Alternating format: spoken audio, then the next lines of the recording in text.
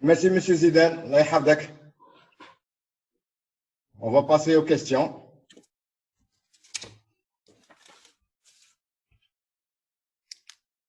Merci beaucoup, Dr Zidane, pour cette excellente présentation. Merci. Merci. Je vous rappelle que Dr Zidane est au niveau de la SPO, c'est notre expert en gastro-entérologie et nutrition. C'est d'ailleurs le responsable du groupe de surspécialité de gastro-entérologie et nutrition avec le professeur Bouchtara.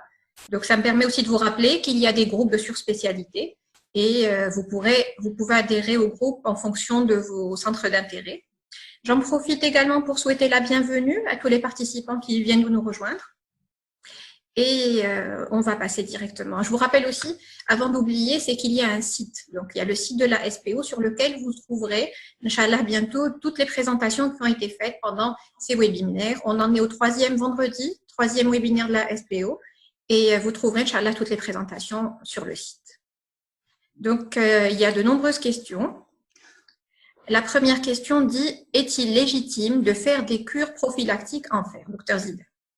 Est-il légitime de faire des cures prophylactiques en fer? Les cures prophylactiques, je ne pense pas. Il faut essayer de préciser si on est en face d'un groupe à risque. Je vous ai dit, quand il s'agit d'un prématuré, oui. Quand vous avez, pourquoi le prématuré? Parce que le prématuré, il a déjà un petit poids, et deuxièmement, il est prématuré parce qu'il a fait in utero une insuffisance placentaire. Ça veut dire qu'il n'a pas reçu la quantité de fer nécessaire à partir de sa maman. C'est un facteur de risque. Le prématuré doit être supplémenté. Deuxièmement, si vous avez une gémellité, oui. Si vous avez la maman qui est tabagique, que la maman est diabétique, tout ça retentit sur ce cordon ombilical qui ne va pas bien alimenter ce bébé en intra-utérin. Donc, la supplémentation, elle est légitime. Maintenant, pour ces enfants qui sont à terme, généralement, leur stock, il est environ de 75 mg par kilo. C'est largement suffisant. Ils peuvent couvrir les 6 mois. Mais après 6 mois sous les maternelles, il commence à être en insuffisance. Il faut essayer de supplémenter ces enfants sous les maternelles à partir donc de 6 mois. Monsieur Zemerlin te demande la même question. Est-ce qu'il faut supplémenter à 15 ans en fer et en vitamine D? Alors, oui, j'ai attiré l'attention de mes confrères et consoeurs par rapport à l'adolescence. Alors, l'adolescence, c'est une période où l'enfant, vous voyez pratiquement la croissance qui augmente rapidement, le poids qui augmente rapidement. C'est pour cela que ces enfants, par exemple, je vous donne un exemple, le calcium. Si vous avez l'apport normal chez l'enfant, il est de 500 mg. Mais chez l'adolescent, on arrive à 1200 mg. Pourquoi? Parce que ses os croient rapidement. Deuxièmement, le fer, il a besoin de fer de ses enfants. Surtout si dans l'interrogatoire, on voit que c'est des enfants qui ont une alimentation déstructurée. Ça veut dire qu'ils ne mangent pas bien, ils ne mangent pas assez, ils sont tout le temps dehors, c'est des snacks, donc ils ne sont pas à la maison. Et puis, on peut, à partir de l'interrogatoire, voir, et puis ces enfants, c'est pour ça que c'est une période, quand on est en face d'un adolescent, il faut à tout prix essayer de voir est-ce qu'il faut supplémenter ou pas cet adolescent? Parce que dans la majorité des cas, il est carencé, et non pas carencé en fer seulement, mais carencé en plusieurs paramètres de la vitamine D, du calcium, du fer, de la vitamine B12 et autres. Alors, Dr Abdi pose la question, est-ce que toute langue géographique est associée avec une carence martiale? Toute langue géographique. Toute langue géographique, oui. La langue géographique, devant toute langue géographique, c'est ce qu'on appelle la glossite atrophique, il faut demander une carence. Même si on n'a pas d'anémie, il faut demander une ferritinémie. Et croyez-moi, dans ma petite expérience, 2 sur 3, je retrouve une carence et je supplémente. Ça veut dire que à l'interrogatoire, je vois que c'est des enfants qui ont reçu beaucoup d'antimucosiques, du Dactarin, de la Fingisane, etc., etc. Mais ça disparaît pas. Et c'est vrai, parce que la langue géographique, elle est à plus de 90% rattachée à une carence en fer.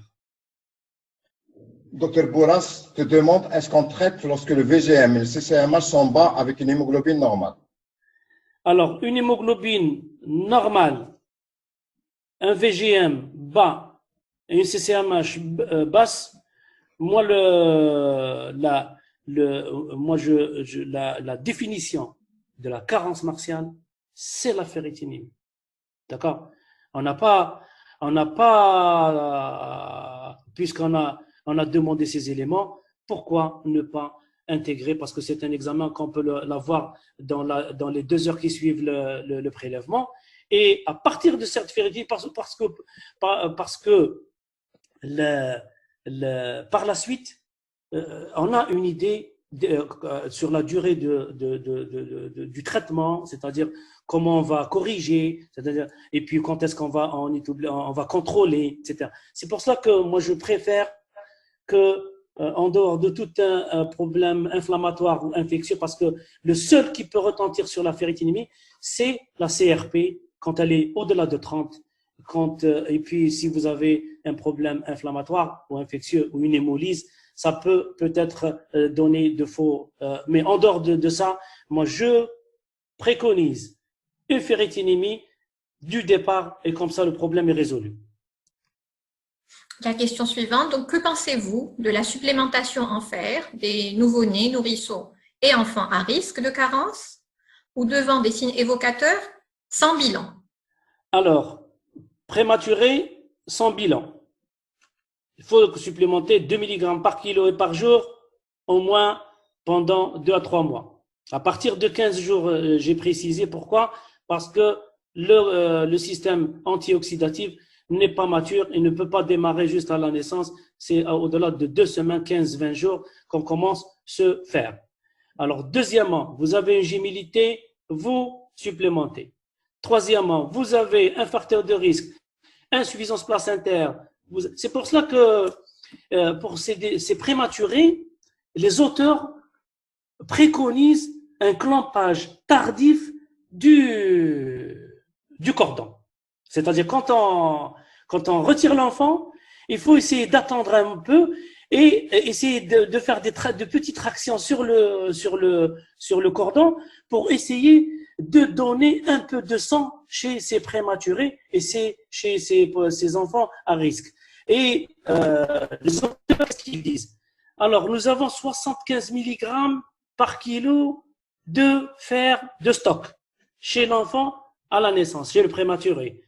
Mais si on clampe tardivement, on va augmenter cette quantité à 110 mg par kilo, sachant que l'enfant a besoin de 0,20, donc c'est une quantité quand même assez suffisante. Et même, il paraît qu'il y a un effet sur l'absence, c'est-à-dire d'hémorragie intraventriculaire, l'absence de nécrose, utéronécrosante chez l'enfant. C'est un effet bénéfique de cet apport de sang pour éviter les complications chez le prématuré. La question suivante. Dans notre région, c'est Dr Bayoua Saifeddin de Tougert qui nous dit, dans notre région, la drépanocytose est fréquente. Y a-t-il une interférence entre anémie fériprive et drépanocytose? Alors, interférence entre drépanocytose et anémie, donc anémie par carence, anémie par carence. Alors, comme vous savez, la drépanocytose, c'est beaucoup plus un tableau d'hémolyse. et tout tableau d'hémolyse égale récupération du fer au niveau du système réticulo-endothélial. Environ, on récupère 20, 25 à 30 mg par jour de fer à partir de cette hémolyse. Mais il y a toujours un risque d'avoir les deux en même temps. C'est-à-dire, vous avez de l'hémolyse et vous avez de la carence qu'on ne peut pas voir sur les paramètres. C'est pour cela que le meilleur moyen, si on doute, si en dehors de toute hémolyse, parce que vous connaissez la drépanocytose, on la voit dans certaines situations, quand on est en altitude, quand on est en hypoxie, on déclenche cette crise et on peut aller jusqu'à des crises aplastiques aiguës. C'est pour cela que si on a un risque, toujours essayer de doser la ferritine et comme ça, le problème est résolu. Alors la question suivante, les laits de croissance entraînent parfois des constipations. Comment régler ce problème qui probablement est dû au sucre ajouté et du lactose? Oui. Alors le lait de croissance, troisième âge, à partir de 1 an, on peut aller avec le lait de croissance jusqu'à l'âge de 6 ans. Moi, j'ai eu l'occasion de donner ce lait à des enfants de 4 ans, 5 ans. Et même dans la littérature, j'ai vu que des enfants ont reçu le lait de croissance à l'âge de 9 ans. Pourquoi c'est juste une poudre? C'est comme l'ahda, il faut la comparer au lait en poudre. Alors, pourquoi on a du lait de croissance? Ça veut dire que réellement, on n'a pas cette idée fixe du lait de croissance qui donne de la constipation, sauf si on a un apport excessif en produits laitiers, c'est-à-dire on donne du lait de croissance, ou bien, en plus de ça, l'enfant va prendre des dérivés laitiers, la maman donne 2 ou 3 pots de yaourt, elle donne du fromage, elle donne, comment on appelle ça, le petit suisse. En plus, c'est pour ça que les auteurs parlent d'une solidification à partir d'une hypercalcémie avec une saponisation des selles, et on a ce fécalome qui va se constituer. C'est pour cela que moi, je préconise qu'en donnant du lait de croissance, essayer si on est en face d'une constipation, pas tous les enfants, en face d'une constipation, essayer de diminuer ces produits laitiers et normalement le tableau, la constipation va s'arranger, sauf, moi j'ai constaté de la constipation, chez des enfants, c'est vrai qu'ils prennent du lait de croissance, mais à des quantités énormes. Par la nuit, il prend 3 biberons. Le jour, il prend 6 à 7 biberons. C'est une alimentation hyperlactée, ça veut dire qu'elle a une tendance à la constipation. Docteur Boukli te demande quelles sont les indications du vénofer dans la carence martiale, du fer en injectable. Alors, le fer dans toute, c'est vrai, c'est une bonne question.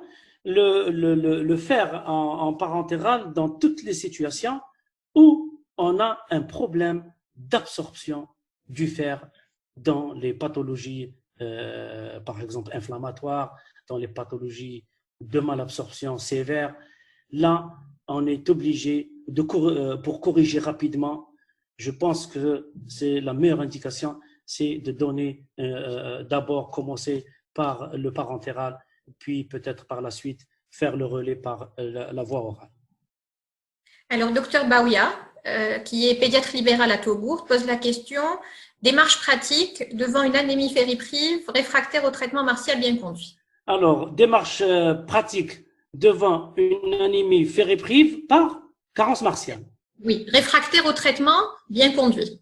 Alors, démarche pratique devant une anémie, bien que l'anémie, c'est pas le sujet de notre question, c'est la carence et non pas l'anémie, parce que l'anémie, c'est un stade qui va suivre si on ne traite pas la carence. Mais je vais vous répondre.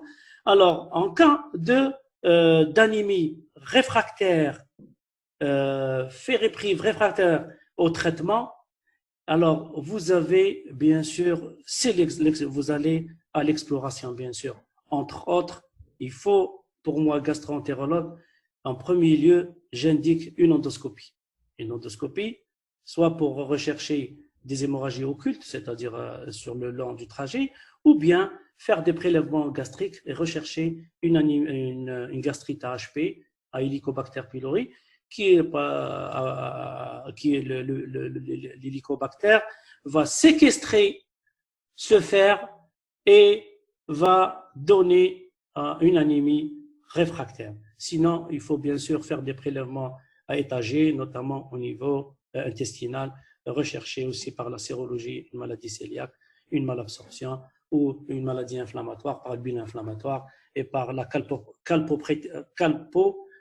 calprotectine fécale au niveau des selles pour rechercher bien sûr les atteintes inflammatoires.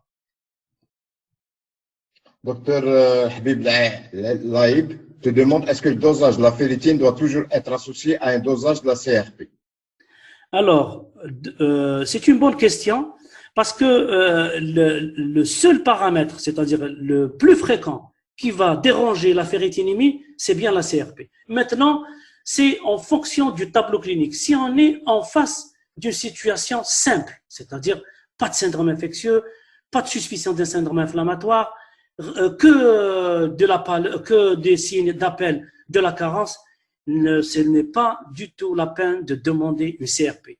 Maintenant, si on a le doute sur un problème infectieux, un problème inflammatoire, il faut doser la CRP parce que une CRP au-delà de 30 mg va fausser le résultat de cette ferritinémie.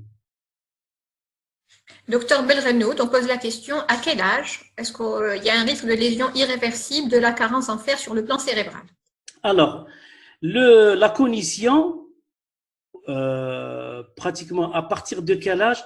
Bon, je vous ai montré des plaques où, par exemple, où on est obligé de supplémenter, c'est-à-dire les 6 premiers mois, même le nourrisson sous les maternelles, c'est à partir de 6 mois. Il faut, bien sûr, si sous allaitement maternel exclusif, il faut supplémenter. Ça veut dire que pour la période 0-12 mois, par exemple, le nourrisson qui est sous allaitement maternel, bien sûr, à partir de 6 mois, si on ne supplémente pas, on est en risque de passer au problème de cognition.